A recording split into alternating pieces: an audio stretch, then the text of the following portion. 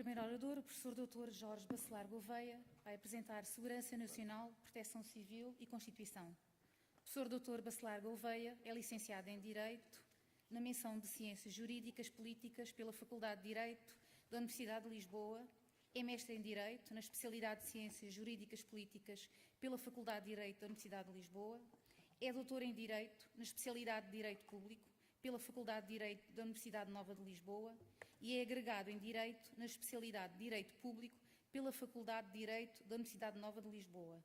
Possui uma vasta experiência pedagógica como professor catedrático da Nova Direito, Faculdade de Direito da Universidade Nova de Lisboa desde 2009, como presidente do Conselho Científico da Nova Direito, Faculdade de Direito da Universidade Nova de Lisboa desde 2014, como professor catedrático da Universidade Autónoma de Lisboa, como professor visitante e coordenador dos cursos de doutoramento em Direito entre a Nova Direito, Faculdade de Direito da Universidade Nova de Lisboa e o ISCTEM, Instituto Superior de Ciências e Tecnologia de Moçambique, e FEDUAN, Faculdade de Direito da Universidade Agostinho Neto, Angola. Como professor visitante e coordenador científico do curso de doutoramento em Direito da Faculdade de Direito da Universidade Católica de Moçambique, como professor de conferência e conferencista, visitante de várias universidades brasileiras, designadamente Universidade de São Paulo, Pontifícia Universidade Católica de Minas Gerais, Universidade Federal de Minas Gerais, Universidade Federal de Mato Grosso do Sul, Escola Superior do Ministério Público da União, como coordenador do mestrado em Direito e Segurança da Nova Direito, Faculdade de Direito da Universidade Nova de Lisboa, já com 19 edições, como coordenador de doutoramento em Direito e Segurança da Nova Direito, Faculdade de Direito da Universidade Nova de Lisboa, com a associação de IUM, Instituto Universitário Militar, e como diretor da Faculdade de Direito e da Universidade da Cidade de Macau desde 2015. Tem ainda atividades forenses de advogado, jurisconsulto, árbitro judicial nacional e internacional, árbitro da jurisdição administrativa e fiscal, árbitro do SES, Conselho Económico e Social, árbitro do CAD, Centro de Arbitragem Administrativa. Possui ainda uma vasta experiência na investigação científica e é autor de diversas publicações, tendo desempenhado diversos cargos de natureza cívica, dentre os quais o deputado. Professor Dr. Bacelar Gouveia, tem a palavra.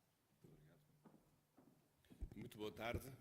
Agradeço a gentil e generosa apresentação do meu currículo e, desde já, felicito a Federação Nacional dos Sindicatos de Polícia, na pessoa do seu Presidente e de todos os associados, por esta excelente iniciativa, agradecendo naturalmente este amável convite para aqui estar. Também cumprimento os colegas de painel, a Sra. Moderadora Ângela Seixas e os colegas Carlos Simões e Rui Pereira, para falarmos aqui neste seminário Polícia e Bombeiros no Teatro de Operações. Aliás, neste magnífico auditório deste Centro Cultural Olga Cadaval, aqui em Sintra. Como eu tinha dito, e uma vez que foi feito esse pedido, o meu tema será um tema mais de natureza genérica e que pretende associar três ideias, talvez numa perspectiva dedutiva, saindo ou vindo do geral para chegar ao particular. E as três ideias são estas: a segurança nacional, proteção civil e Constituição. Sendo eu jurista, embora também goste de outras coisas, e sobretudo tendo nos últimos anos da minha vida me dedicado a coordenar e a lecionar cursos que relacionam o direito com a segurança cada vez mais em termos amplos, julgo que seria importante, no contexto deste encontro, falar de proteção civil, mas não apenas proteção civil, ligando-a quer a um aspecto geral daquilo que nós hoje chamamos cada vez mais a segurança nacional e, por outro lado, frisando na proteção civil alguns aspectos jurídicos, constitucionais e não só, que estão envolvidos nessa atividade e sobre os quais, infelizmente, pouco se fala e que certamente mereceriam outro tipo de reflexão. Mas a primeira ideia que eu gostaria aqui de vos deixar tem que ver com o facto de a proteção civil se inserir num objetivo fundamental do Estado, das várias estruturas de poder político, mas sobretudo do Estado, e eu diria do Estado desde que o Estado se conhece, desde o Estado lá das cavernas ou das casas que eram construídas em estacas, casas lacustres do homem primitivo, que é de facto a ideia da segurança. Segurança que significa proteção, defesa contra aquilo que nos possa atacar, naquilo que nós temos, seja de bens individuais, seja de bens coletivos, seja na nossa identidade, seja como comunidade. E, portanto, a proteção civil insere-se na ideia da segurança nacional. Claro que muitas vezes, quando nos referimos à segurança, pensamos ou numa segurança particular e individual, o que também pode ser verdade, porque a Constituição até se refere, no artigo 27, a um direito individual e fundamental à segurança, juntamente com o direito à liberdade, artigo 27. Mas isso é um aspecto importante, mas não é o único, porque aqui a segurança coloca-se sobretudo a perspectiva de um dever do Estado, de uma incumbência do Estado, de prestar e garantir a segurança. A segurança de quê? De tudo. A segurança individual, a segurança coletiva e a segurança contra variedíssimos riscos, sejam eles riscos de origem humana, sejam eles riscos e ações que não sejam de natureza humana, seja agora, sobretudo, riscos que venham de dentro, mas também que venham de fora. Portanto, questões ligadas hoje cada vez mais nesta interação entre a segurança nacional e a segurança internacional, que tem outro tipo de exigências. Portanto, nós hoje cada vez mais falamos de segurança nacional até para superar um conceito que infelizmente está na Constituição e até certo ponto ultrapassado, que é o conceito de defesa nacional. A segurança nacional é muito mais do que isso, porque é uma segurança integrada. A defesa nacional, embora na Constituição isso não se diga nesses termos, mas a defesa nacional está muito marcada por uma concepção militar, mas a segurança é muito mais do que uma segurança de natureza militar. E, por outro lado, na Constituição, a defesa nacional ainda é uma atividade que se desenvolve apenas contra as ameaças externas. Ora, nós hoje até sabemos que as principais ameaças a um país e a uma comunidade não são externas, mas até podem ser internas. O ano passado, acho que o diz muito bem em relação àquilo que nos sucedeu. E, nesse caso, até ameaças, em grande medida, que não foram causadas por ação humana. Portanto, a ideia de uma defesa nacional de natureza militar e contra ameaças externas é realmente uma ideia desfasada da realidade e, portanto, é por isso que muitos autores, e eu não estou a ser original nisso, têm defendido a transmutação desse conceito de defesa nacional para um conceito de segurança nacional, que, aliás, teria outras vantagens, seria um conceito mais abrangente, quer em relação à variedade das ameaças, quer em relação à origem geográfica dessas ameaças, quer, sobretudo, em relação à intervenção das estruturas de segurança que pudessem prover esse bem e desenvolver essa atividade e essa tarefa de segurança nacional. E, portanto, é por isso que cada vez mais se vai falando em Portugal neste conceito de segurança nacional, ainda que ele não apareça na Constituição, e é também por isso que já noutros países, já muito antes de nós, este conceito tem sido desenvolvido nesta mesma perspectiva. Aliás, estes temas hoje estão na moda não apenas por razões relacionadas com o novo tipo de terrorismo que nos tem afligido, o terrorismo jihadista radical, islâmico, nessa vertente do Islão, que é uma religião de paz, essa má vertente do Islão, ou essa má interpretação do Islão, mas também porque com a globalização a segurança deixou de ser uma segurança tradicional político-militar ou político-estadual e passou a ser o tipo de segurança. Aliás, o conceito de segurança humana, de que hoje se fala muito, sobretudo na dimensão internacional, foi até cunhado antes do 11 de setembro, que foi em 2001. Ora, o conceito de segurança humana nasceu em 1994, num célebre relatório do Programa das Nações Unidas para o Desenvolvimento, quando pela primeira vez se utiliza a expressão segurança humana, e que de facto tem vindo a afirmar-se como um novo paradigma e um novo conceito, um conceito global de segurança que transcende as veredas tradicionais que tinha a tal defesa nacional e que tinham outros conceitos particulares e que não se comunicavam entre si. Ora, dentro deste conceito de segurança nacional tem de aparecer a proteção civil, ainda que muitas vezes nos debates que nós temos, quer na comunidade científica, quer na comunidade política e até na comunidade jornalística, a proteção civil apareça sempre como um parente pobre, ou às vezes não aparece mesmo. Portanto, aí nem sequer é pobre, é um nada. Mas, na verdade, e uma vez mais, o ano passado o demonstrou à sociedade, que, de facto, a proteção civil é um elemento, é uma dimensão, é uma vertente fundamental da segurança nacional. Claro que A proteção civil, que em alguns países se chama defesa civil, ou se chama segurança civil, é uma realidade que não tem sido muito estudada em Portugal, mas é uma realidade, de facto, com características próprias. E, neste aspecto, é muito diferente das outras seguranças contra atos de pessoas que não se portam bem. Isto é, contra os atos externos, contra os inimigos, em que aparece a segurança protagonizada pelas Forças Armadas, podemos simplificar a segurança militar, ou contra a criminalidade interna, em que aí aparecem as forças de polícia, as forças dos agentes de segurança, para combater, para prevenir ou para a manutenção da ordem pública, ou até, em alguns casos, para a investigação criminal. E, de facto, aqui a proteção civil destina-se a proteger a comunidade coletivamente considerada, ou também do ponto de vista individual, não tanto contra as ações humanas ilícitas, mas contra os acidentes graves e as catástrofes. Portanto, contra os atos da natureza, e até em inglês muitas vezes se utiliza mais a expressão safety e reservando a palavra security para as outras dimensões da segurança. Mas penso que vai fazendo caminho, felizmente, esta ideia de que a proteção civil é também uma dimensão da segurança nacional.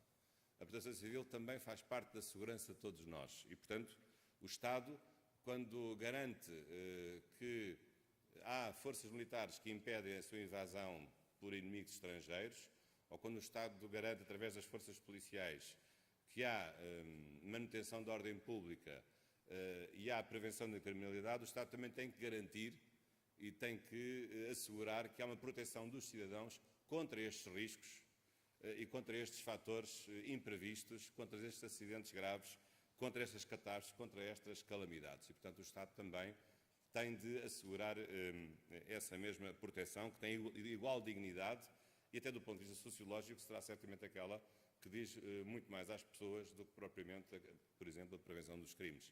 Basta perguntar às pessoas o que é que as aflige mais, se é serem assaltadas no metro na sua carteira ou se é terem um fogo que entre pela sua casa adentro. Isto, julgo-se em termos simplistas, pode mostrar essa diferença. E, portanto, desse ponto de vista, todo o braço da segurança nacional que tem que ver com a proteção civil é algo que não pode ser esquecido, ainda que haja depois aspectos que a diferenciam um pouco, quer da segurança policial, quer da segurança militar, ou até a segurança de Estado, que é protagonizada sobretudo pelos serviços de informações. É que a segurança civil, ou a proteção civil, é, diferentemente dos outros casos, uma atividade, em primeiro lugar, multissetorial. Aliás, nesse aspecto, a Lei de Base da Proteção Civil diz isso muito bem. É uma atividade multissetorial e transdisciplinar, porque envolve várias valências. É preciso conhecer muita coisa. Juristas, geógrafos, sociólogos, psicólogos, médicos, especialistas em segurança. Há muita coisa, há muitas áreas envolvidas, porque os riscos são muito diversos.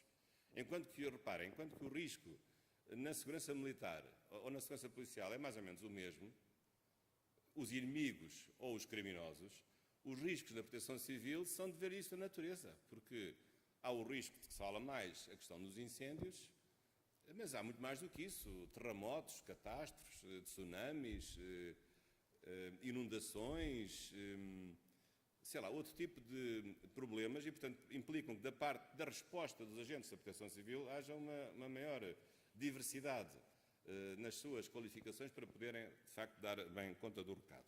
E, portanto, desse ponto de vista, é uma área transdisciplinar, multissetorial e, sobretudo, não é apenas uma área do Estado. Até porque, do ponto de vista da nossa tradição, e nesse aspecto Portugal é bastante original, boa parte dos agentes da proteção civil, que são os bombeiros, nem sequer são do Estado, não são públicos. A maior parte deles é de natureza privada.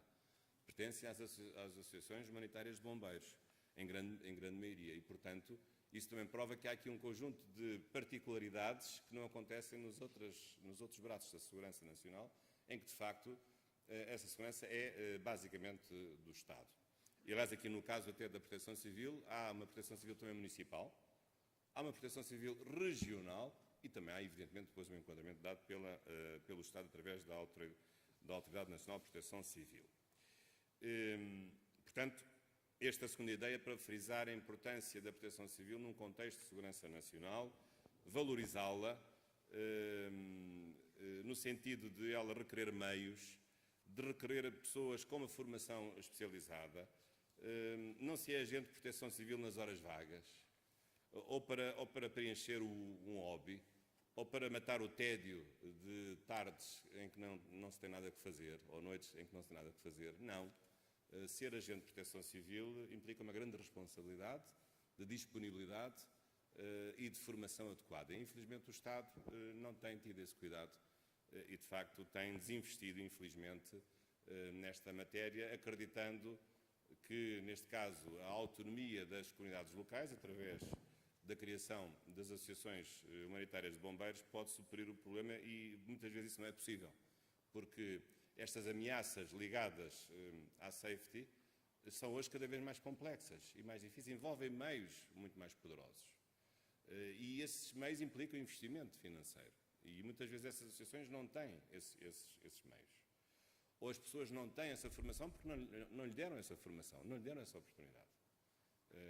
E, portanto, é necessário que o Estado passe a olhar para este tipo de fragilidades com uma nova perspectiva, no sentido de as corrigir e também de investir na proteção civil e não de desinvestir na proteção civil, que é aquilo que infelizmente tem vindo a acontecer, alijando muitas vezes as responsabilidades.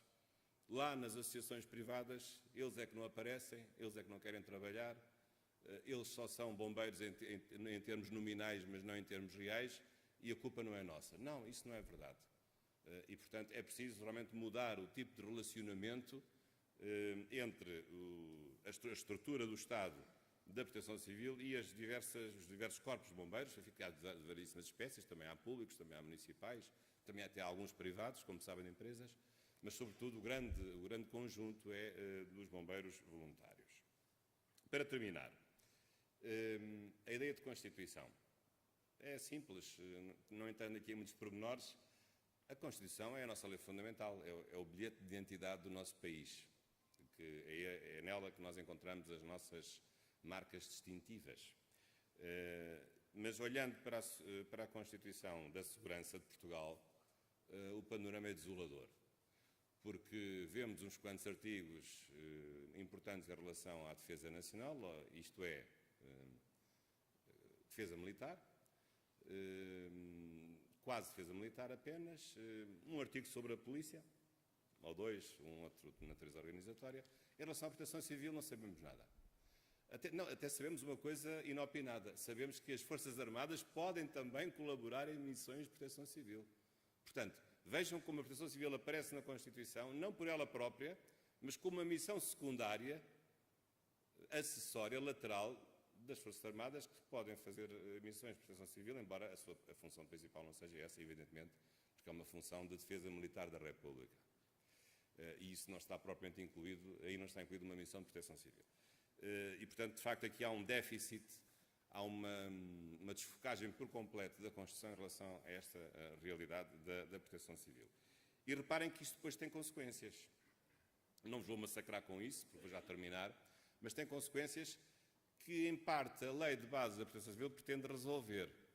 E eu vou já fazer aqui já a deixa para os meus colegas que seguem.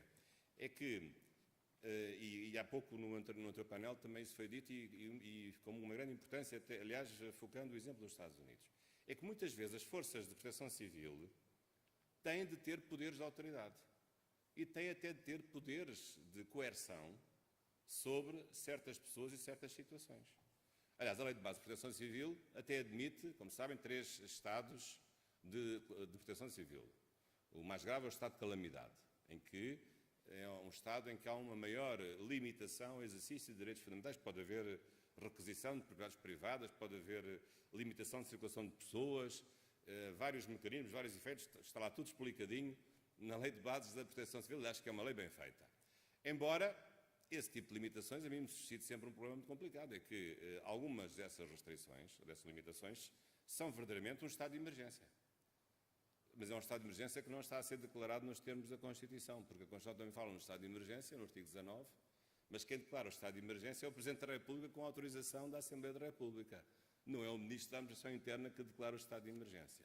Portanto, há um conjunto de dificuldades de natureza jurídica que se colocam na operacionalização desses efeitos que limitam a conduta que deve ser imposta coercivamente para a finalidade de se conseguir a proteção das pessoas, não circulação de pessoas para não irem ter com o incêndio, ou a requisição de meios privados para acudir numa situação de emergência e de necessidade a um incêndio.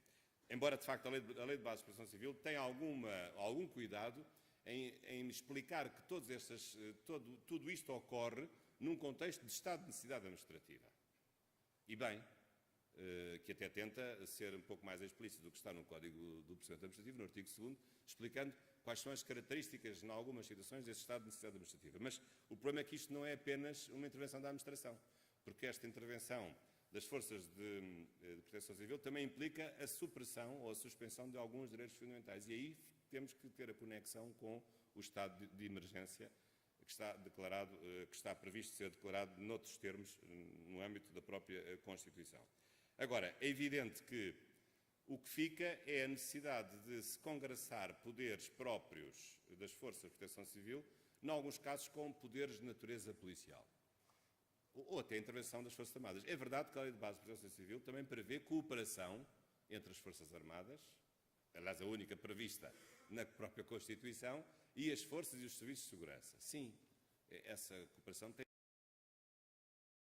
de existir, mas não me repugnaria uma situação em que certos agentes de proteção civil pudessem ter um figurino misto de poderes de proteção civil e poderes de natureza policial, porque um âmbito não está desinserido do outro âmbito. Não me estou a referir em particular aqui a um grupo de agentes da GNR, o GIPS, que tem, no fundo, essas duas valências, de serem ao mesmo tempo polícias e terem ao mesmo tempo a capacidade de intervenção e de apagar fogos com alguma destreza e alguma eficiência. Penso que é preciso repensar este modelo, embora essa reflexão seja complexa. Complexa porquê? Porque as ameaças são diferentes, porque as entidades que intervêm são diferentes, porque há aqui uma mistura entre o público e o privado, há uma mistura entre o Estado e as comunidades locais, e há uma mistura entre um estatuto tradicional de natureza policial com um estatuto de natureza voluntária, que é aquele em que, em grande medida, ainda existe no âmbito das forças de proteção civil, em grande medida, evidentemente, ainda protagonizadas pelos bombeiros voluntários. Mas, portanto, penso que estas questões são questões candentes, são questões complexas.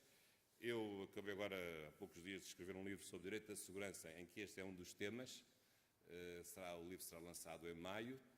Ficam, desde já, convidados para poderem passar os olhos por algumas páginas deste livro.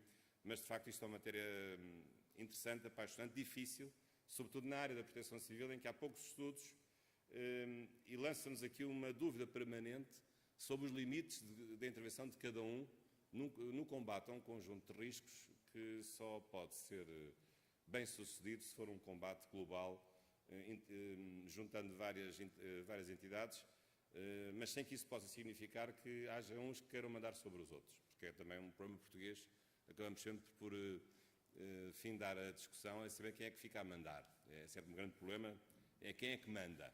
Eu não sei se o problema é quem é que manda, o problema é saber quem é que resolve o problema. É capaz de ser mais essa a resposta à pergunta e não tanto a outra de saber quem manda.